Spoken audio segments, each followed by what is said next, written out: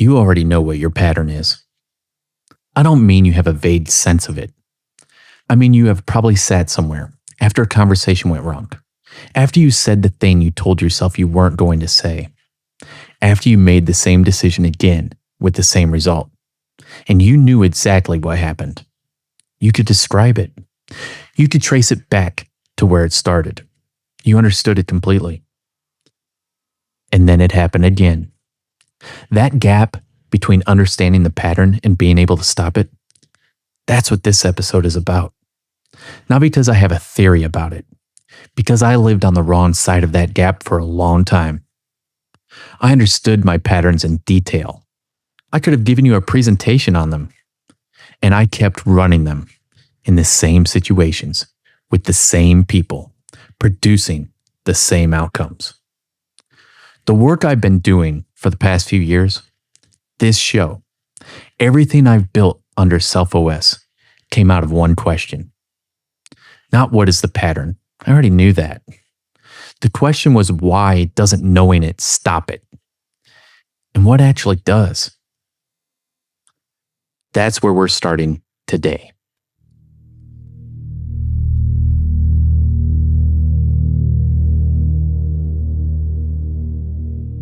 Something is already happening. Before you name it, it's there. Before you think about it, notice it. A shift. Not in the world, in you.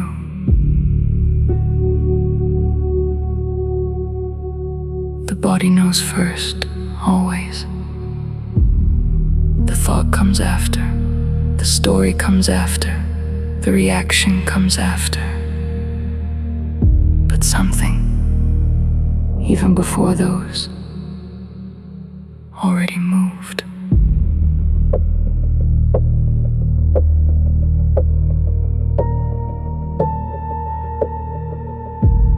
The moment before reaction has a shape. You felt it. The tightening, the pull towards something, the pull away. It moves fast. Usually it's already gone before you notice it was there. But right now, it's slower. Right now, you can feel it before it completes.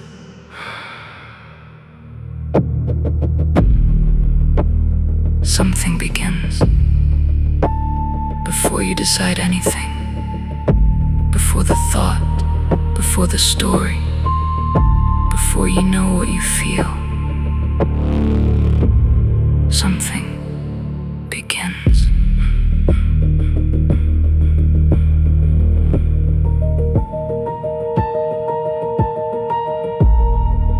And something else is already there, watching it begin. Not the reaction, not the thought, not the story. The part of you that sees it happening while it happens. Don't follow what happens next. Just notice that it's happening. Stay there.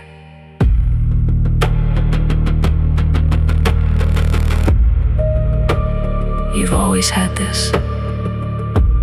The part that watches. The part that doesn't react. The part that sees. It's here now. Listen from there.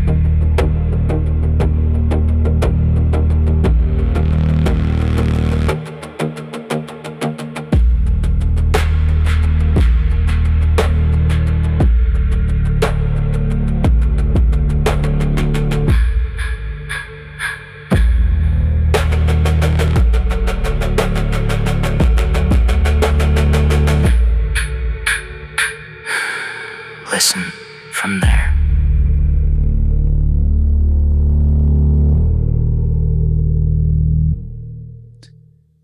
Let me describe what actually happens, because the clinical version doesn't capture it. Something happens. It doesn't have to be big. It could be a tone in someone's voice, an email that lands wrong, someone at work doing the thing they always do, someone at home going quiet in the way that always means something. And before you've consciously registered what happened, before you've had a single thought about it, something in you has already responded. There's a feeling in the chest, usually, or the gut, or the jaw, a tightening, a shift in the body that arrives before the mind has anything to say about it. Then the story kicks in, and this is the part people underestimate, including me for years. The story isn't something you choose. It assembles automatically, in seconds, out of everything that's happened before in situations that felt like this one. And it doesn't just describe what's happening. It delivers a verdict. This is what this means. This is what they're doing. This is what this confirms about you or about them or about the situation. The story arrives fully formed and it feels like perception. It doesn't feel like interpretation. It feels like you're just seeing clearly. Then the emotion hits the verdict and amplifies it. The feeling that was already in the body gets charged by the story. And then the reaction comes out of that. The words, the withdrawal, the decision, the thing you do that you sometimes regret and sometimes don't, but you didn't really choose. Not in any meaningful sense of the word choose. By the time the reaction is happening, you're not deciding anything. You're executing something that was set in motion before you had a chance to weigh in. Trigger, body, story, emotion, reaction. The whole sequence can run in seconds. I've watched myself do it. The trigger arrives, the body responds, the story runs, the emotion charges, the reaction launches. And somewhere in the aftermath, I'm standing there thinking, how did I get here again? And the answer is always the same. The loop ran. I wasn't watching it. I was inside it. Here's the part that took me a long time to understand, and that I think is the most important thing I can tell you about this work.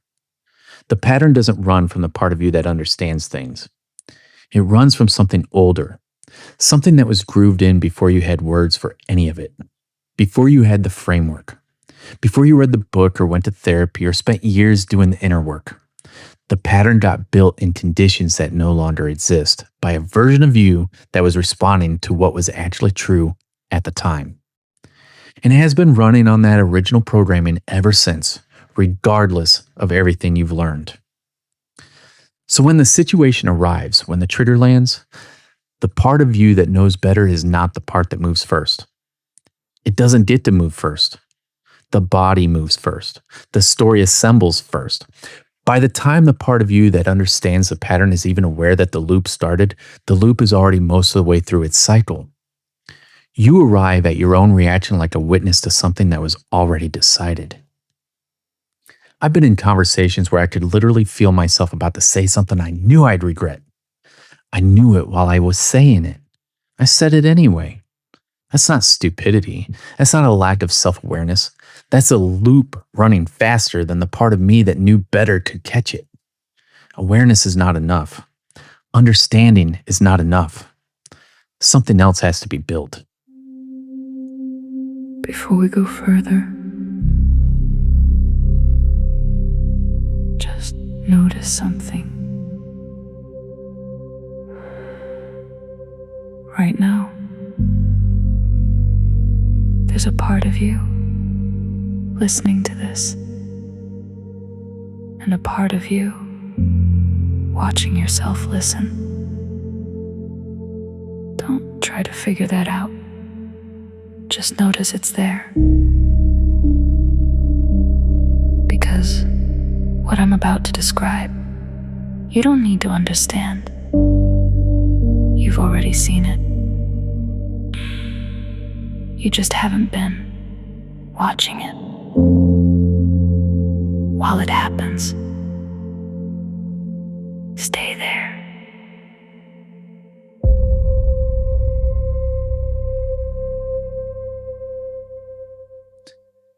Let me describe what actually happens, because the clinical version doesn't capture it. Something happens. It doesn't have to be big.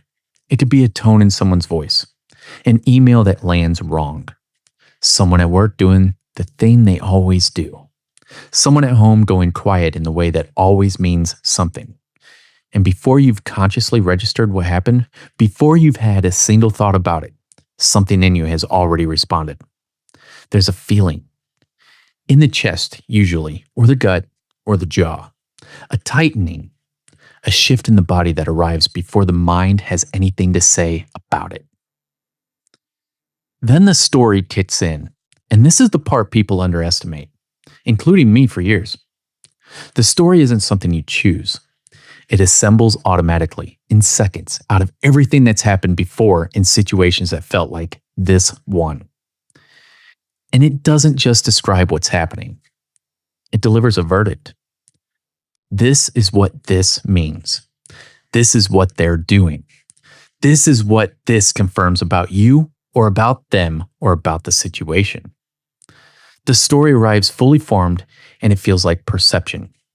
It doesn't feel like interpretation. It feels like you're just seeing clearly. Then the emotion hits the verdict and amplifies it. The feeling that was already in the body gets charged by the story. And then the reaction comes out of that. The words, the withdrawal, the decision, the thing you do that you sometimes regret and sometimes don't, but you didn't really choose. Not in any meaningful sense of the word choose. By the time the reaction is happening, you're not deciding anything. You're executing something that was set in motion before you had a chance to weigh in. Trigger, body, story, emotion, reaction. The whole sequence can run in seconds. I've watched myself do it.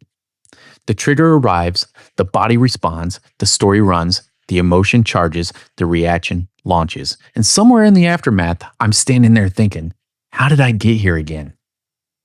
And the answer is always the same. The loop ran. I wasn't watching it. I was inside it. Here's the part that took me a long time to understand, and that I think is the most important thing I can tell you about this work. The pattern doesn't run from the part of you that understands things. It runs from something older, something that was grooved in before you had words for any of it, before you had the framework, before you read the book or went to therapy or spent years doing the inner work. The pattern got built in conditions that no longer exist by a version of you that was responding to what was actually true at the time. And it has been running on that original programming ever since, regardless of everything you've learned. So when the situation arrives, when the trigger lands, the part of you that knows better is not the part that moves first. It doesn't get to move first. The body moves first. The story assembles first. By the time the part of you that understands the pattern is even aware that the loop started, the loop is already most of the way through its cycle. You arrive at your own reaction like a witness to something that was already decided. I've been in conversations where I could literally feel myself about to say something I knew I'd regret. I knew it while I was saying it. I said it anyway. That's not stupidity. That's not a lack of self-awareness. That's a loop running faster than the part of me that knew better could catch it. Awareness is not enough. Understanding is not enough. Something else has to be built. Before you think about an example, notice what just happened. While Tom was describing the loop, something in you was tracking it. Not the words, what they pointed to. That part is already active. You don't have to create it. You don't have to find it. Just don't move away from it. We're gonna use it now. I want you to do something right now. Not a visualization, not an exercise. Just think of one situation in your life that reliably activates the pattern. Not a catastrophic one, the ordinary one. The situation that happens at work or at home or in a specific relationship that moves the loop every time without fail. You already know what it is. It probably came to mind before I finished the sentence. Now, don't go into the story of it. Don't start replaying what happened or building the case for your side of it. Just notice what happens in your body when you bring it to mind. Right now, just from thinking about it, is there anything in your chest or gut? A tightening somewhere? A shift in how you're sitting? That physical thing that just happened, that is a loop beginning. You didn't even put yourself in the situation. You just thought about it, and the body responded. That's how fast it moves. That's how little provocation it needs. The system doesn't require the actual situation. It just requires something that reminds it of the situation. Now, here's what I want you to notice. While that feeling was in your body, while the loop was starting, something in you was watching it. Something noticed the tightening. Something observed the shift. You didn't become the feeling. You felt it.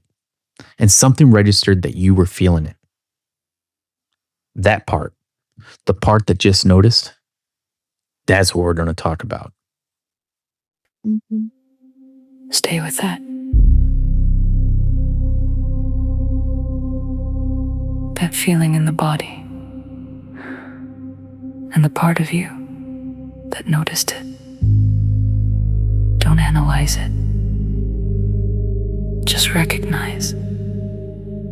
Both are there at the same time. The reaction and the one seeing the reaction. That distance, however small, is not something you created. It was already there. We're going to stay with that. I'm going to call it the observer. Not because it's a spiritual concept, not because I'm borrowing from a tradition, just because that's the most accurate word for what it does. It observes. It's the part of you that can watch what's happening inside you without being entirely swept into it. It's always there. You don't create it. You don't earn it through enough practice. It's present right now while you're listening to this.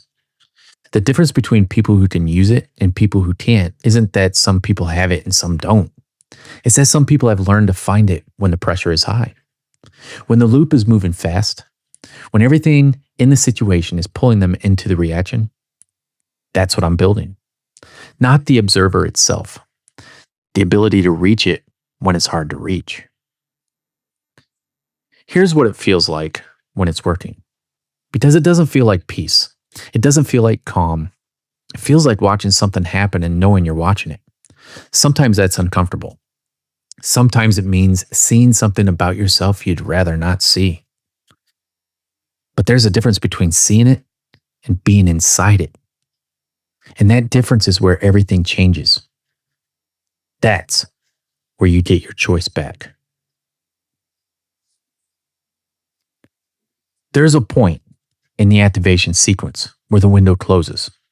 I know exactly where that point is for me now, because I've crossed it enough times in the wrong direction to recognize the feeling that precedes it. Before that point, I have influence. Not complete control, influence. There's a version of me present that can do something different, redirect. Notice what's happening and choose not to go where the pattern wants to take me. After that point, I'm executing. The reaction is already forming. The words are already on their way. The decision was made before I made it, by a version of me that was operating from somewhere I didn't choose to be. The observer lives in the window, before the threshold, and most people never train access to it. They do everything else. They understand the pattern, they work on it, they build insight about where it came from and what it means, but they don't build the specific capacity to find the observer at the moment of activation. And that's the only moment it actually matters. Not in the quiet room afterward, in the moment, when the loop is running and the window is still open. Training that access is the whole work. Everything else is preparation. Stay in that. part of you that sees.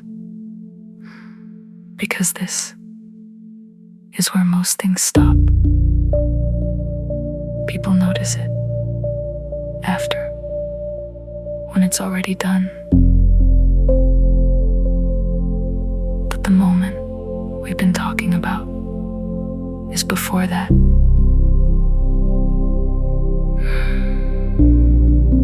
While it's happening, that's the only place anything changes.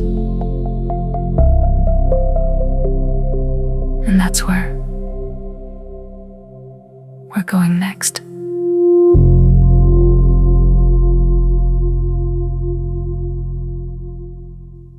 Most of the tools that exist for this kind of work operate after the fact. Therapy happens after the loop runs. Journaling happens after the loop runs. Even most meditation practice, the formal sitting, the breath work, it builds something, but it builds it in conditions that are completely different from the conditions where the loop actually activates. Quiet room, controlled environment, no one triggering you. And then you walk back into the day and the trigger arrives and the loop moves in a fraction of a second and the thing you built in the quiet room is somewhere in the background, too slow to catch it. I'm not saying those tools don't work. They do work. They build the foundation, but there's a gap between the foundation and the moment. And most people live in the gap indefinitely, wondering why the understanding they've built doesn't translate into the behavior they want. What I've been looking for and what I want to tell you about today is something that works closer to the moment, something that gets you out of the aftermath and into the actual sequence while there's still time to do something with it. There's a tool I've been using called reflection. I'm not going to pitch it to you. I'm going to tell you what it does and what I found using it, and you can decide what to do with that.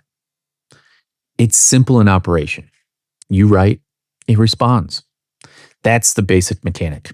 You put into words what's happening, the situation, the feeling, the loop that just ran or is running right now.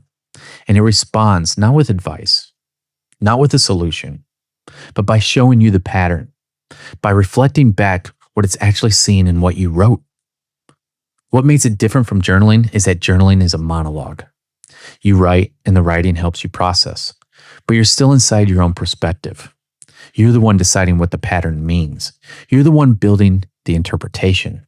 And if the pattern is running while you're journaling, which it often is, then the interpretation gets shaped by the same thing you're trying to see through. Reflection introduces something outside the loop, not a person, something that isn't emotionally inside the situation with you, that isn't triggered by the same thing you're triggered by, that can see the structure of what you're writing without being caught in the content of it. It shows you the pattern while it's happening or right after. Not days later when you've already moved on, in the window, when it still has a chance to change something. Stay with that. Not the idea of it. The moment itself. Because this is where it actually matters. Not later. Not when you've had time to think it through. While it's happening.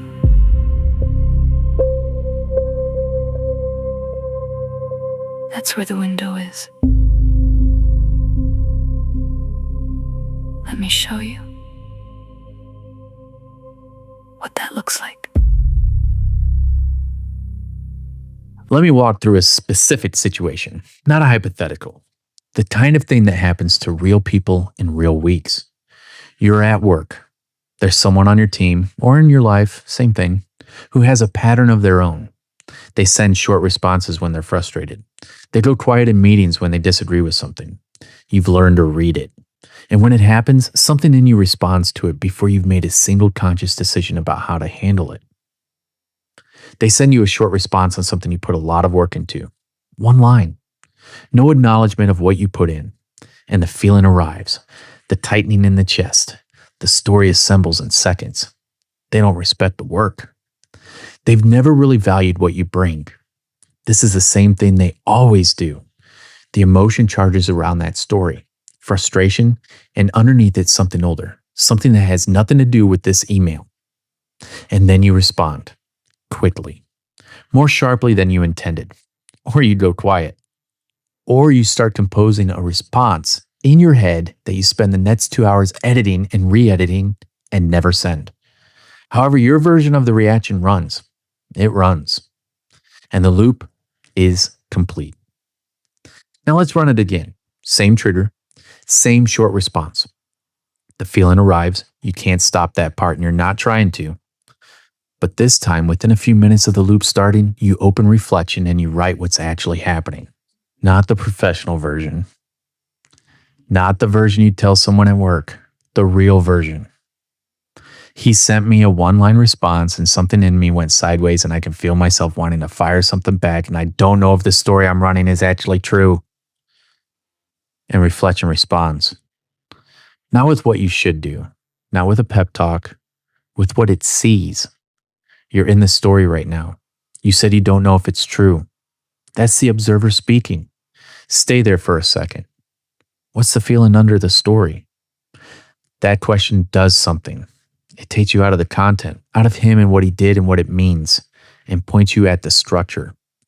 The feeling under the story, which is a place in the sequence where you actually have influence. Before the story, before the verdict, at the body response, where the loop is still early enough to interrupt. You write the feeling, and in writing it, not to process it, not to understand it, just to name it accurately, something shifts. The charge in the story drops a little. Not gone, not resolved, but the activation level decreases enough that you're no longer executing from inside the loop. You're watching it. And watching it is the difference between firing off the sharp response and making an actual choice about what to do next. That's not a dramatic transformation. It's not a before and after. It's a window that was closing, staying open a little longer, and in that window, something different becomes possible. Notice what just happened.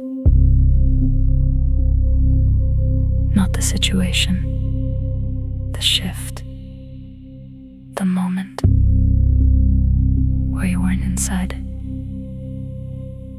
That doesn't stay on its own.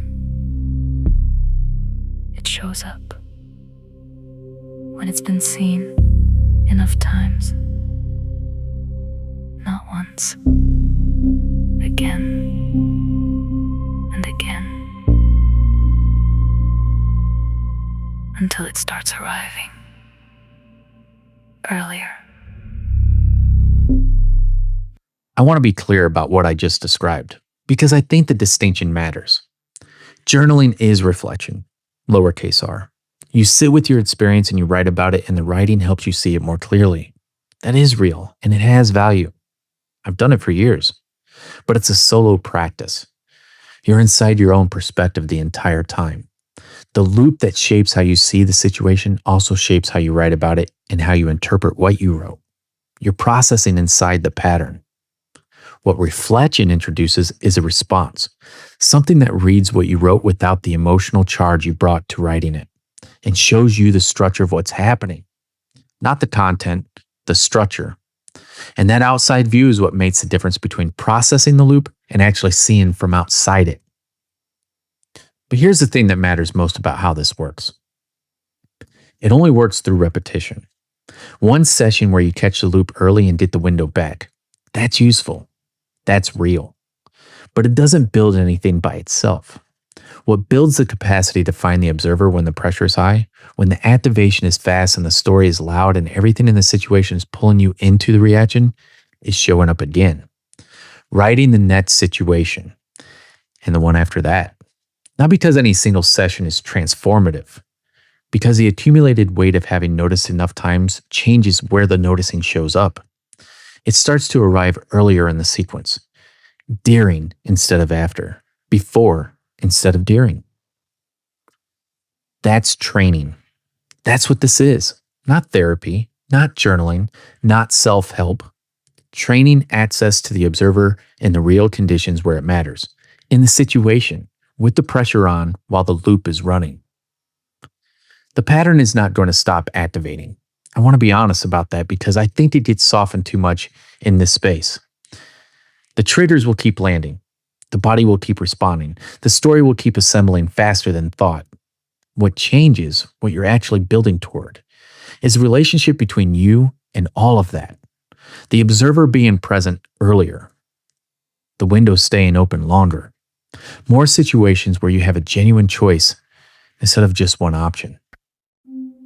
Let it settle. Not the words, what they pointed to. That part of you is still here. You don't have to hold it. It doesn't go anywhere. The day will continue. Things will happen. And something in you will be watching. Stay with them.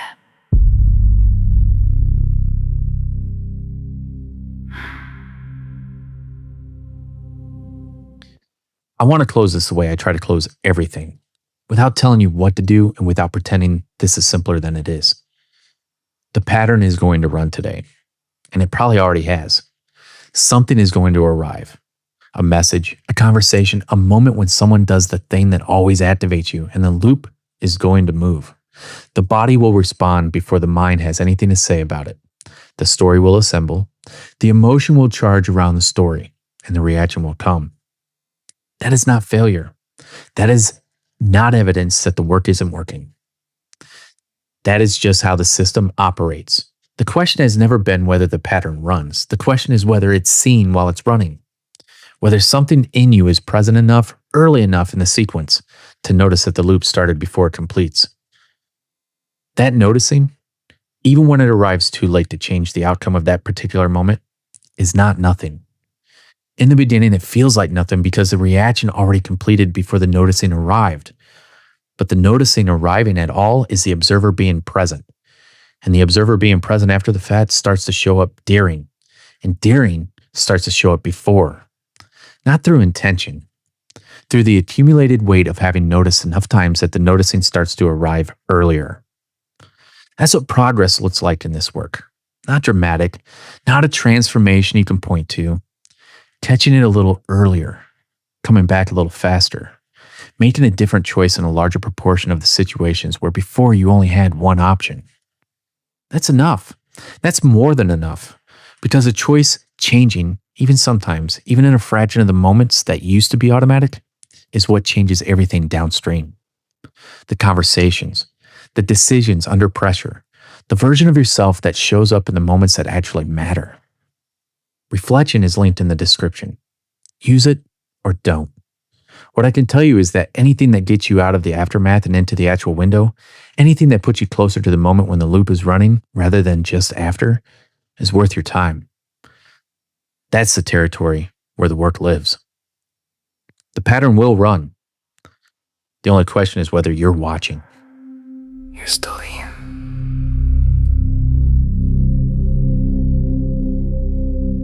Not because the episode is. Because the part of you that was listening doesn't stop when the sound does. The next moment will come. It always does.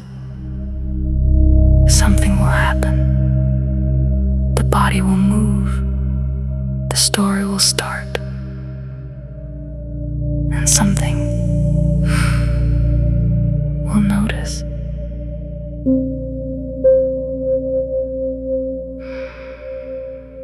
Not because you remembered, because that's what it does. You don't need to hold it. You don't need to maintain it. Just notice when it's there.